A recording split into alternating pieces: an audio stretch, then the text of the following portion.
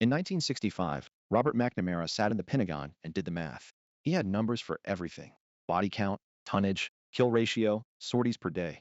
By every metric on his spreadsheet, the war was already won. He was one of the smartest men in Washington, Harvard, Ford Motor Company, Secretary of Defense, a man who believed that war, like business, could be managed with the right data. He was solving the wrong equation. He just didn't know he was reading the wrong spreadsheet. The war lasted 10 more years. 58,000 Americans didn't come home. And the border in 1975 was exactly where it was in 1965. The answer to what went wrong wasn't in any of his numbers. It was on a river, at night, in the middle of a bombing run. In 111 BC, the Han Emperor Wudi didn't just invade Vietnam. Invasion was never the point. The point was erasure. What the Han deployed wasn't just an army, it was a system, the most effective cultural assimilation machine in human history. They had already absorbed the Xiongnu, the Khitan, dozens of peoples across Central Asia, not through mass killing, but through patience, language, writing, intermarriage, Confucian bureaucracy. Generation by generation, the conquered forgot who they were. They became Han, and the evidence that they had ever been anything else quietly disappeared. This wasn't occupation. This was an attempt to delete a people, slowly, completely, and without leaving evidence it ever happened. They applied the full system to Vietnam for 1,000 years. At the end of those 1,000 years, the language was still there. The customs were still there. The identity was still there. Not because Vietnam was untouched. They absorbed Chinese script, Confucian philosophy, agricultural technique. They took what was useful, but the core never moved. The language, the traditions. And most importantly, they never forgot they were Vietnamese. The greatest assimilation machine in history ran for 10 centuries. It wasn't enough. In 938 AD, on the Ba Dinh River, a Vietnamese general named Nguyen lured the southern Han fleet into a trap of iron-tipped stakes hidden beneath the tide, and ended 1,000 years of occupation in a single battle. September 2nd, 1945. Ba Dinh Square, Hanoi. 500,000 people gathered in the heat. Ho Chi Minh stepped forward and began to read. He didn't open with Vietnamese history. He didn't open with the revolution. He opened with Thomas Jefferson. Then the French Declaration of the Rights of Man, the two greatest colonial powers in Vietnam's modern history. And he quoted both of them in the same breath to say, "You wrote these words. We are simply holding you to them." Then he said this: "We would rather sacrifice everything than live in slavery." That wasn't rhetoric. That wasn't a speech. That was 1,000 years of evidence being read out loud by a people who had already made their decision long before that day, long before that square, long before Ho Chi Minh was born. France was back with guns within a year. 9 years later, at a valley called Dien Bien Phu, the French army suffered the most catastrophic defeat in the history of French colonialism. America watched, and then sent bombers anyway. Both of them had been quoted at Ba Dinh Square. Neither of them listened. McNamara never accounted for any of this.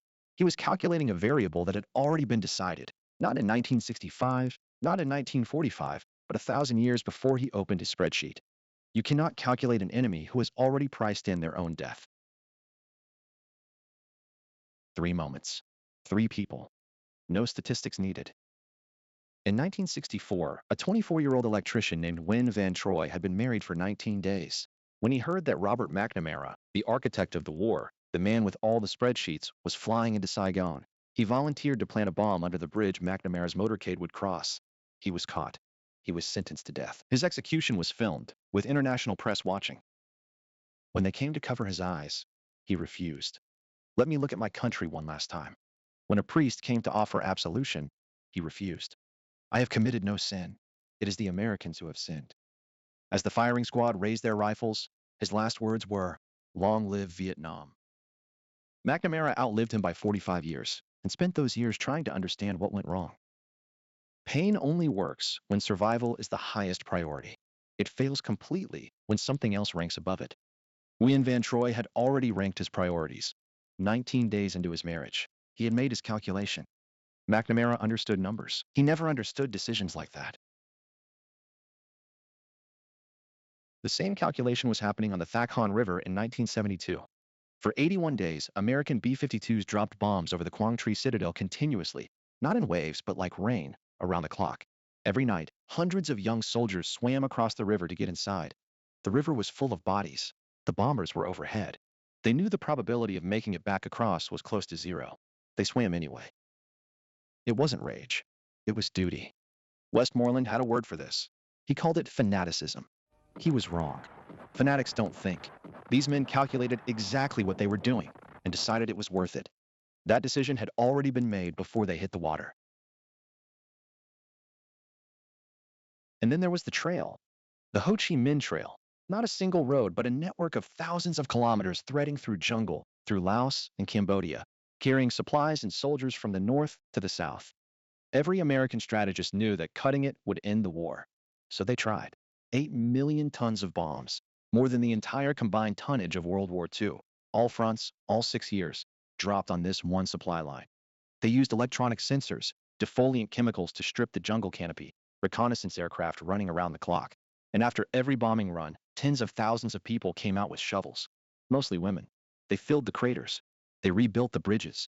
They moved at night. A former NVA soldier described walking that trail for 3 months on foot, carrying 30 extra kilograms, watching men die of malaria before they ever reached a battlefield. They knew this before they left. They went anyway. The trail was never cut, not one day. You cannot bomb a road that rebuilds itself with people. This wasn't an exception. It was a pattern, and no one recognized it in time.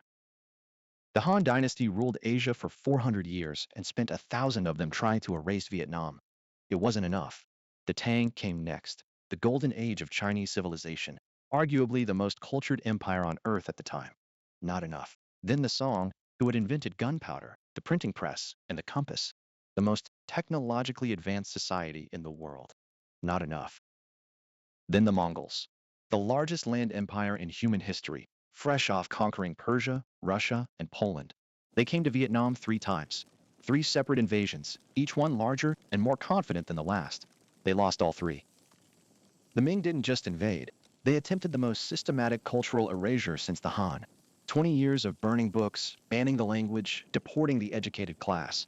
Vietnam on paper had ceased to exist. It changed nothing. The Qing followed. Not enough. Then France arrived with a civilizing mission and the financial backing of the United States. They stayed for nearly 100 years. They left in 1954 after the most catastrophic military defeat in the history of French colonialism, at a valley most of the world had never heard of before that spring. America watched all of this and sent 500,000 troops anyway. They left in 1975. The border was exactly where it had been in 1965. 4 years later, China sent 600,000 soldiers across the northern border to, in Deng Xiaoping's words, teach Vietnam a lesson. They didn't meet the Vietnamese main army. It was in Cambodia. What they met instead was local militia and border troops, the same decentralized resistance that had been absorbing invasions for 1,000 years. 17 days later, China withdrew and declared victory. Nobody believed them. Don't look for the common thread in the winners. Look for the one constant on the other side. A people who had already decided long before any of these empires arrived exactly what they were willing to pay. McNamara had numbers for everything. Body count, tonnage, kill ratio. He didn't have a number for a man who refused a blindfold because he wanted to see his country one last time.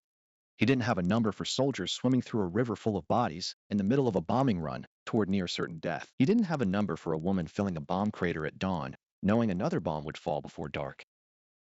He built the most sophisticated military accounting system in history, and he was trying to calculate something that had been decided 1,000 years before he was born.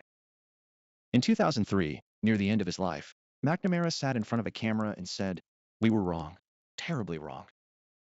Robert McNamara died in 2009 at the age of 93. He spent the last decades of his life publicly wrestling with what went wrong. The interviews, the memoirs, the apologies that came too late for 58,000 Americans and 3 million Vietnamese. Whether he ever found his answer, we don't know. But the Vietnamese have known theirs for 1,000 years. That's the part his system could never account for.